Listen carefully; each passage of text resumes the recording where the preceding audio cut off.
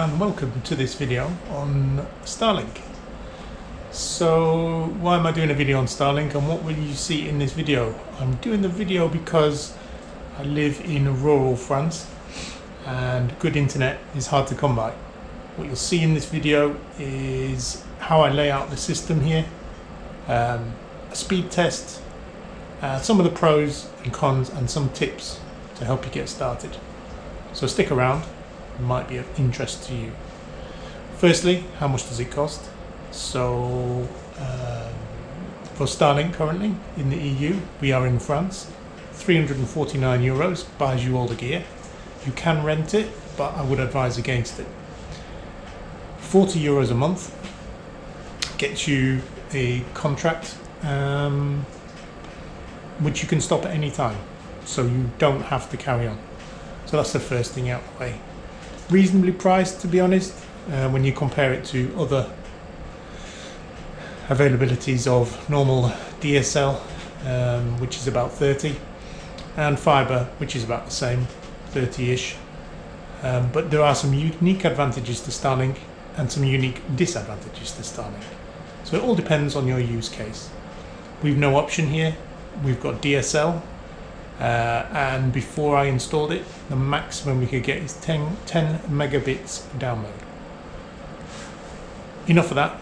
Let me show you the installation and we can go from there, see if it suits you. Here we are, a very cold day. Just quickly show you outside where the antenna is mounted. So we've got a metal pole, a platform, and the antenna is mounted on that to give a unobstructed view of the sky. Then we follow the cable. I put it in some GEN or conduit, and it enters the main building with all the rest of the cables. It's quite long, about 25 meters. So that was the antenna. Then it comes down one of those conduits and into here. That's the router and the power supply. And then out the back of that we have a network cable that goes into the rest of the system. I've chosen not to use the router built in, but if you do, that is it. You just put the antenna up, connect power to the router, then we'll have a look at the application. Let's have a look at that now and I'll show you how easy it is. That's it. You download and then you can see that it's in line. If not, you go to the alignment here and then you turn the dish, keep it flat but with the stand down, which is why I use that stand, and that's it. Turn it so it's inside that box and then immediately you have internet. Simple as that. Now you can also test the speed of Starlink to this phone. So you can see we're getting 227 download and upload 15.3. So you can also get it to check for obstructions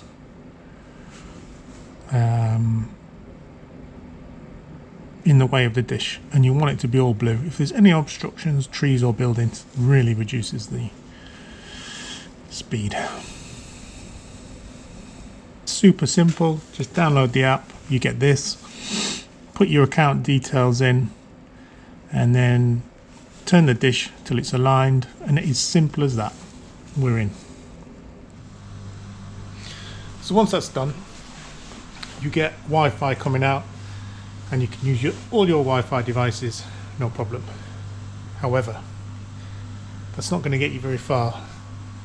It's just like a normal Wi-Fi. So what we need to do is extend it. So it goes into the socket there and then disappears into the conduit. Let me show you where it reappears. Here we are in the toilet, which which is great. So I put this cabinet in, and the Starlink actually appears from that socket into a router. Then that connects from the router to the switch. So all our computers and all our wired devices now go through a switch. A switch is like a junction box, basically. On the bottom here we've got some other things. We've got a network storage that I made from a Raspberry Pi, and some SSDs, home assistant control system, and then power over an Ethernet there. So let me take you through it. The Starlink comes into the router, and the router then shares it via the switch to all the devices on the network. But to get Wi-Fi for your devices, it comes out of the switch down the back there into this device here. And what that does is combines power, so you can run a device along with the data as well. So now we've only got one cable we need to get to our access points, which are our Wi-Fi points. You don't need all of this for Starlink. This is because it's a big company. If you were going to do this yourself, on the back of the Starlink router is 2 ports, and it's the same as if you had it in this switch. So you can have 2 extra Wi-Fi points without the need for all this. So let me show you where some of these go to, and you get an idea.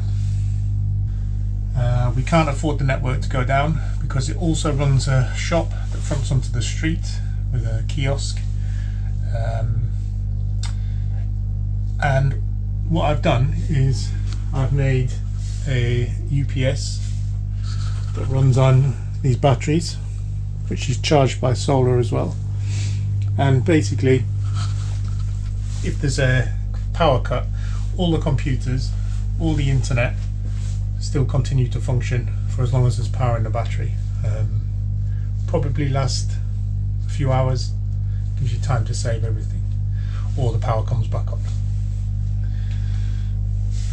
So there you go.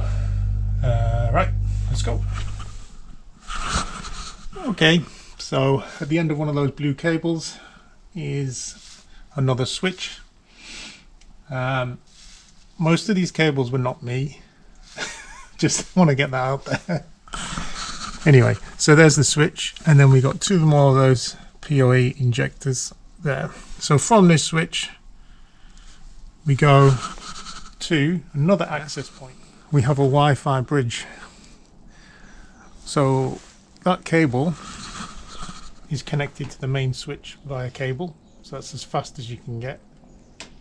But then we need to get it to another building over there, and you can see right in the distance, just where my finger is there, there's the receiver, and that's probably about, I don't know, 50 meters away, something like that. There we go. It comes in there, down there, and follows the air conditioning into the business. So that's quite a distance. We're probably, I reckon, 200 meters, 250 meters now from the original Starlink dish, and we can get full speed here as well, because that then goes to another access point inside. By the way, that also acts as an access point outside, which covers all this area with Wi-Fi if you need it. So it's a really good way of getting Wi-Fi from one point to another without having to run a cable, because that would be really difficult. Okay, so with our system here, I've actually got a 4G router as well. Why have I got a 4G router at the same time? Well, if there's a problem with Starlink, then that automatically takes over. Reduced speed, the maximum I can get is 30 megabits download, which is not great for a business this size. But also it gives you the option to pick up your Starlink and move it anywhere, and that is a really big plus point for me for this Starlink. Over New Year's, the boss wanted a party down by the lake that he owns. No internet, no 4G down there, nothing. So Christmas Eve, New Year's Eve, I took out all the Starlink, which is not too difficult. Took it down there, reset it up, and they had Starlink internet for YouTube, Spotify, and all that. While it was gone, my network that I've set up fell back onto the 4G, and everything still carried on here. Anyway, it's probably more complicated than you're going to need. If you just want it for bits and bobs, YouTube, emails, and that sort of stuff. Okay, so what do I like about Starlink? The ease of setup. It came within a week. It was working within 20 minutes of the box getting here, and anybody can set it up. It's really simple. Get the box, plug it all in, get the app, and it does it all for you, and you've got internet within minutes. No waiting, it just works. The speed, download speed, is really good. It's really reliable as well. So it doesn't drop in and out all the time, and it's a constant download speed. Really recommend that. Portability, I've already mentioned that.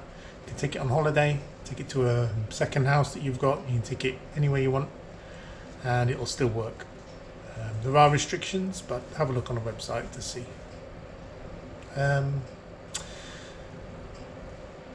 No contract, also good. So, what don't I like about it?